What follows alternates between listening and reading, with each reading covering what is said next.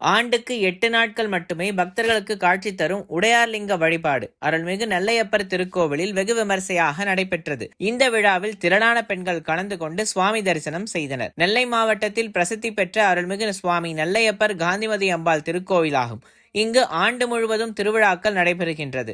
அதில் பங்குனி உத்திர திருவிழாவும் ஒன்று. இந்த திருவிழாவிற்கான கொடியேற்றம் கடந்த 22ஆம் தேதி நடைபெற்றது.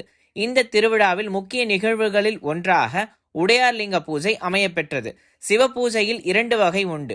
ஒன்று தன் பொருட்டு செய்யப்படும் ஆத்மார்த்த பூஜை, மற்றொன்று பிறர் பொருட்டு செய்யப்படும் பரார்த்த பூஜை. எல்லா பெரிய சிவாலயங்களிலும் பரார்த்த பூஜை மூர்த்தியாக மூலவர்க்கும், ஆத்மார்த்த பூஜைக்கென கருவறைக்குள் சிறிய லிங்கங்கள் வைக்கப்பட்டு பூஜைகள் நடைபெறுவது வழக்கம்.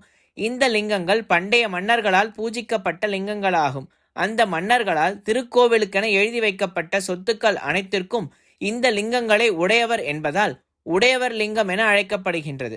மூலஸ்தானத்தில் உள்ள உடையார் லிங்கம் பங்குனி உத்திர திருவிழாவில் 2ஆம் திருநாள் முதல் 9ஆம் திருநாள் வரை ஆண்டிற்கு 8 தினங்கள் வெகு விமர்சையாக நடைபெறும். இந்த உடையவர் லிங்க பூஜை காணும் பெண்கள் தீர்க்க சுமங்கலியாக வாழ்வார்கள் என்பது ஐதீகம். இந்த ஆண்டிற்கான உடையார்லிங்க பூஜை தினமும் மாலை சாயரட்சி தீபாரதனை முடிவடைந்ததும் உற்சவமூர்த்தி எழுந்தருளியிருக்கும் மண்டபத்தில் வைத்து நடைபெற்றது. திருவிழாவின் 9ஆம் திருநாள் உடையவர் பூஜை லிங்கம் நடைபெற்றது.